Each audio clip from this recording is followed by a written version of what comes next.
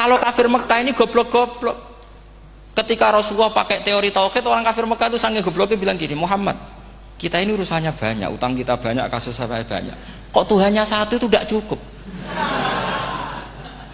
Yaitu mereka mengatakan aja'alal alihata ilahau wahida inna hadza la syai'un ujab. Bagaimana Tuhan hanya satu?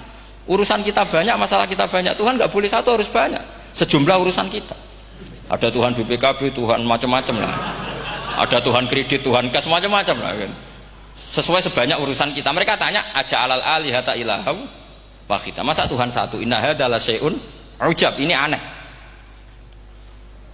Tapi Rasulullah dengan sabarnya. Kalau yang seperti ini Allah menjelaskannya beda dengan yang pertama. Karena tadi orang kafir itu bisa min ahlil kitab, bisa wal musyrikin. Lam yakunil ladzina kafaru min ahlil kitab. Ada yang wal musyrikin. Semuanya ini tidak pernah munfakina hatta ta'tiyahumul bayyinah. Mereka tidak pernah tercerabut dari pikiran mereka, dari mainstream mereka, sampai ada bayyinah. Bayyinah itu kejelasan kebenaran atau benar yang begitu jelas. Itu siapa? Rasulun minallah yatslu suhufam mutahhar. Akhirnya Nabi sabar. Saking sabarnya Nabi itu ngomong gini, ya di khalayak umum, mukhatamnya ya kafir semua.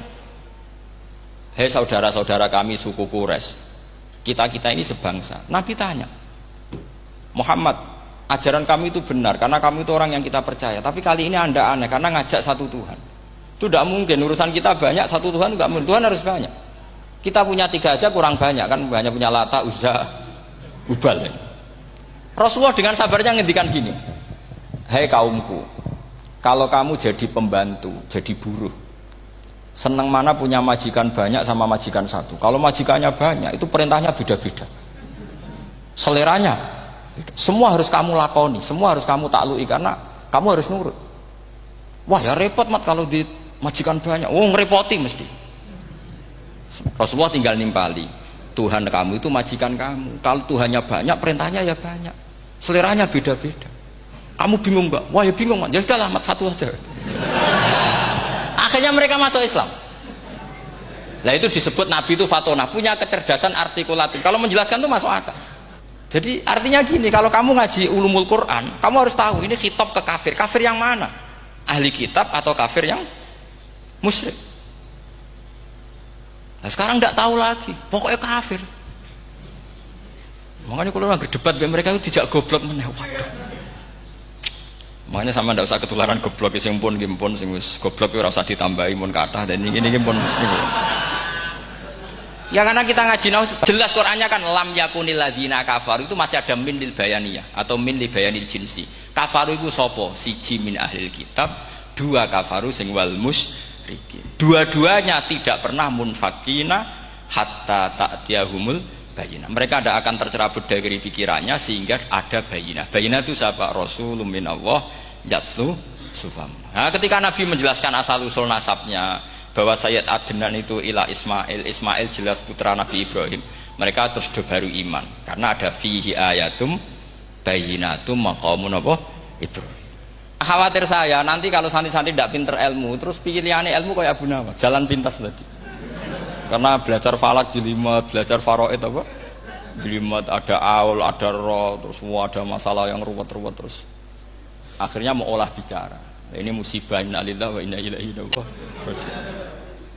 Itu tidak boleh. Quran tidak mengajarkan itu. Quran tetap mengajarkan ilmu meskipun ada nilai seninya.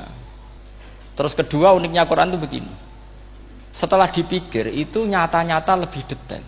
Misalnya begini, ketika Allah mencontohkan ba'udah itu nyamuk, itu orang-orang kafir itu bilang gini, ya Muhammad, Tuhan Anda kehilangan stok ilmiah sehingga contoh itu enggak yang dahsyat tapi sekedar nyamuk. Wong nyamuk kok digawe contoh. Mbok ya contoh itu dinosaurus, tak jerapah, tak apalah yang keren itu. Mosok contoh apa? Nyamuk. Terus Allah menjelaskan innallaha la yastahyi ayat driban apa masalam ma, contoh apa saja itu ditafsiri ba'udotan fama faqoha, entah itu nyamuk fama faqoha atau yang di atasnya nyamuk, maksudnya di atasnya itu filkillah atau fisighor atau yang di atas nyamuk yang lebih kecil ketimbang nyamuk. Sekarang saya contohkan kata Rasulullah, contoh yang kecil saja. Nggak usah bikin nyawa, nggak usah, itu terlalu mustahil. Seorang pemahat patung, terus kamu pesen, Pak, aku gak eno patung gajah, mesti muni sanggup. Tak muni, Pak, gak eno patung gajah, ukurannya ya semestinya gajah. Oke. Tapi Pak, aku gak eno patung nyamuk, ukurannya ya sak nyamuk. Kira-kira sanggup apa enggak? Artinya ketika Allah gawe nyamuk itu lebih sulit ketimbang gawe gajah apa lebih mudah? Lebih sulit. Karena nyamuk yang sudah kecil, dia punya alat kelamin terus seberapa juga. Alat kelaminnya juga tetap harus ada lubangnya, terus seberapa? Temen saya malah ada yang cangkem elek bilang gini, lalu ya punya kuman, kumannya seberapa? Nah ini pentingnya ngaji akal. Kamu jangan hanya bilang, wow dinosaurus, jerapah, seru nyamuk. Nah karena orang sudah ada itibar dengan nyamuk, didatangkanlah nyamuk banyak. Sebenarnya nyamuk banyak itu mergo mangkel, gak diperhatikan itu.